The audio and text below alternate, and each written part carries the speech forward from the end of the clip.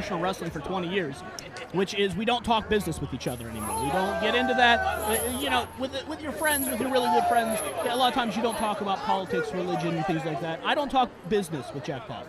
You certainly don't ask him why he's teaming up with Psychedelic Dreams against the Black Hand Society. He is his own person, and that's the thing we both respected about each other. It's the reason we've stayed friends. I'm my own person. He's his own person.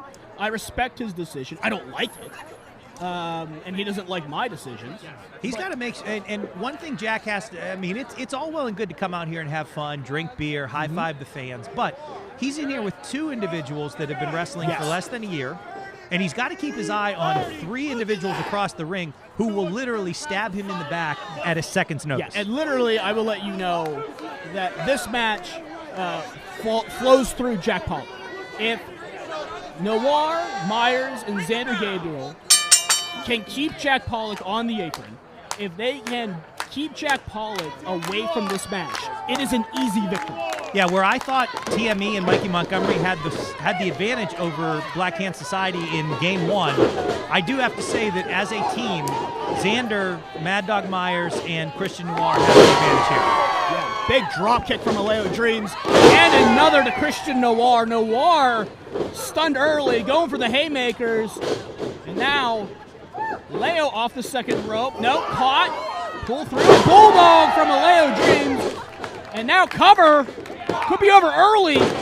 And I've been on the receiving end of that Bulldog, and I will tell you, it comes in so quickly, you don't even have a second to react to what's happening to you. And that is the beauty of the Alejo Dream. Yeah, Aleo doing the smart thing as Jack Pollock called them over. Get these quick tags in on Noir. Use your speed that they have. And now Noir out of shape. It's just double team action.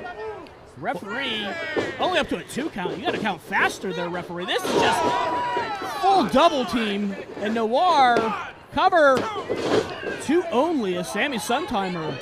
And it was so bad that Zack Meyers got in, thought needed to break that up. But that's what having someone like Jack Pollock on your team does. He is telling these young boys, go and pin that person. Don't celebrate. You can celebrate after the match. Now, Sammy Suntimer hooks Zander Gabriel, going for the backslide cover.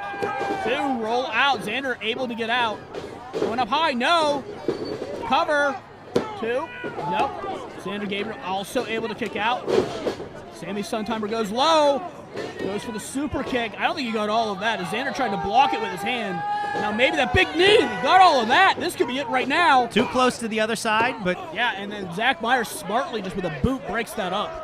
But you love to see young competitors like Sammy Suntimer and Alejo Dream get in there, get quick offense, and go for the win. That's the name of the game here.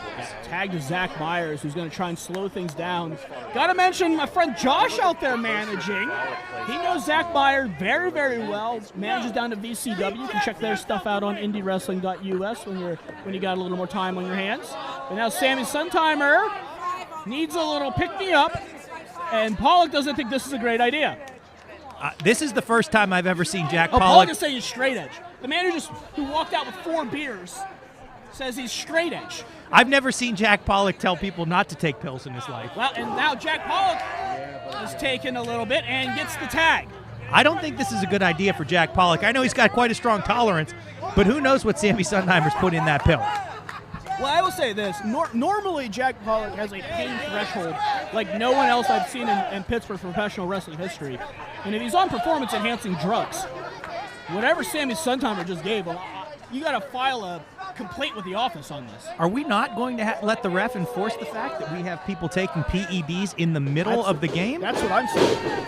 I mean, that would be like McGuire shooting up right before his at-bat. Pollock, big hands. You can't even feel that fist just going off on Zack Meyers. Now this is going to break down quickly. Now, more fists, more jabs. I mean, the referee's got to get some control. And Pollock directing traffic here now. Oh, shades of Dusty Rhodes there. Them all the bionic elbow. Do they not know a bionic elbow? I don't even know that they were alive when Cody Rhodes won the WWE title. And now Zack Meyers is in the corner. Referee. Oh, no. Pollock bringing his own beer to a brewery. Doesn't he know that the new generation, the millennials, don't drink beer? think Jack Pollock knows where he is after whatever Sammy Suntimer gave him. And Bud Light nonetheless. I mean, look, if you think these kids are going to drink this beer, Pollock, you better book them a trip to Napa and make sure that it's a bespoke brewery that they're drinking from if you want them to touch this type of alcohol. I think they're not going to have. They're going to give them waters. Are they not old enough to drink? Is that? That actually may be true. I don't know if they're old enough to drink. Are we checking people's birth certificates before they go out here for these games? And now we're going. Yeah. Look, if they're not old enough to be a part of the team, I need to know. Now we got corner shots. This is just broken down, and I blame the referee. Yeah, there's been no control of this match from the start. I know some guy named John is trying to get beer mist made illegal, and I don't think Jack Pollock should be allowed to spit beer in people's face. Knowing Pollock as long as I have, I can tell you that it has been a personal dream of his to spit beer in someone's face in a wrestling ring with the city skyline in the background. Yeah, you're not wrong. Check that dream off the bucket list. Now headlock from Jack Pollock, something you're not going to see a lot of in a match like this, especially with a guy like Zack Meyers, who's a bulldog in there. And I think, too, a match like this, Jack Pollock really wants to try to solidify himself as the king of Pittsburgh tonight. Well, yeah, look, there is a reason that Jack Pollock has been historically as great as he has, and you're seeing him lead a young tag team in that. A trip by my friend Josh, and now Zack Meyers, the mad dog, just taking advantage. It's been a while since I've seen Josh, but I didn't realize that he was following Jim Company around the country. Yeah. He's been doing a great job, and I gotta say, that extra set of eyes, that helps on the outside. Another commander out there, and now Noir and Myers going for a double team suplex. Well, just like we saw in Game 1, Marcus, when the other team had the advantage to beat up on the young people in the match, Sammy Suntimer in particular, the veterans took advantage of it. Yeah, and that's what you got to do. Sammy Suntimer, he's got a lot of speed, he's got a lot of heart, but unfortunately, he doesn't have that experience. And now Noir just going after Suntimer, and the referee trying to keep that And this is what we talked about in Game 1, Marcus, where the Department of Jocks and Dior may have lacked the experience to capitalize on situations where the ref doesn't have their attention or is focusing on the other team. Correct. Mad Dog Myers, Christian Noir, and Zander Gabriel, they're going to take every chance to beat up on their opponent. And we haven't talked about Christian Noir yet, and the ring veteran that Noir has become. One of the most intense individuals. I think, and I don't want this to sound, because I think people talk about Noir, but I don't think they talk about it enough. He's very underrated, not just in his ability in the ring, but his mind as a ring general. VCW Tag Team Champion, fighting for the Rise Ascension, first Rise Ascension champion, fighting for the Rise Grand Championship, too. Christian Noir, writing on the wall, call him what you will, he is one of the most accomplished wrestlers in the ring amongst the six, and that's saying something when you've got Jack Pollock in the ring. Yeah, and look, Zack Meyers and Christian Noir have become a great tag team. Zander Gabriel, as you said, has brought a mean streak as well. And I think when you got just three mean people with Sammy Suntimer, it starts to feel like freshman year. And the bullies have taken over. Taking a page out of the Department of Jocks book and taking advantage of the green boys, if you will. But I think, Marcus, truthfully, if they can continue to keep Jack Pollock out of this match, then victory is but a couple counts away.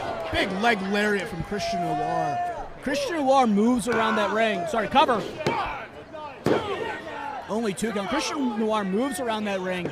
The most reminiscent person I've ever seen has been Pentagon Jr. Just the way he uses his size, his speed, and his athleticism, it's uncanny like no one else. Yeah, and you would think someone that moves like that would be easy to throw around, but I've been in the ring with Christian Noir, and getting hit by him is like getting hit by a brick wall at times, too. Yes. And I think it took a while for Noir to find that mean streak, to find that deep down. And recently, because he's had a lot of success. Look, we're all looking to find ourselves. We talked about Jack Pollock, who's found himself on this island where he decides he wants to... Big knee strike for Sammy Suntimer, and Zander Gabriel is shook. What a shot. I haven't seen a knee that good since Nancy Kerrigan. Well, I don't know how good her knee was. It was bad. It was bad after the attack. It was bad after the attack. But now Sammy Suntimer has a chance to tag Jack Pollock, and I think if he does, the whole match could change desperately, and there's the tag.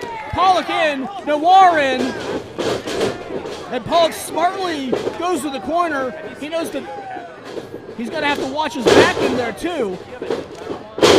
Clothesline back elbow combo, classic Pollock, and another clothesline. Learned that one from Quinn Magnum. In and out. Up, big spine buster. And this is where Jack Pollock shines. He's got the crowd behind him. He's in control of the ring, and now he can set up for his signature boot. Yeah, if he hits this boot on Noir, it is all over. Sitting in the background, but Josh just grabbed Pollock's leg. Pollock didn't see Josh in the corner, and now it's broken down. Zander Gabriel and Aleo Dreams battling, and everyone going after Jack Pollock. Referee has had very little control this entire match. No, I feel like we've had very few tags, and it's just been pure chaos. Well, that's what you get if you're Team 880, and you got violent perpetrators like Meyers. Uh-oh, look out. Oh, there's the dream catcher. And Meyers just ate that dream catcher, and he's might have to go all the way to the back. And Aleo talking a lot of crap, but look out. Big clothesline for Zander Gabriel. And that's directly out of the playbook of Jamie James. That's definitely where he learned it. And Gabriel now, look out. No! There's that DDT. That's called the Prince Plan. Prince's Plan. Well, he just got misted in the face. And that's called a mist to the eyes, Marcus. Yeah, there's nothing funny about that. There's nothing secret about that. That's just a mist to the eyes. And now Noir's up. Change shot from Meyers. Roll up. The ref didn't see it either. Ref didn't see any of that. Three, and that's it. And here are your winners of Game 2 match. And the Black Hand Society evens the score 1-1. That's a big tie-up right there. And Marcus, knowing Jack Pollock as long as you have, I can't imagine it's going to sit well in his mind on his debut match with the city skyline in the background that the King of Pittsburgh gets pinned 1, 2, 3. No, Pollock, that was not what he had in his playbook. And I got to say, if I'm MV Young, I put Jack Pollock in a position, I think, to try and help my rookies out, but I think he put him in the worst position possible.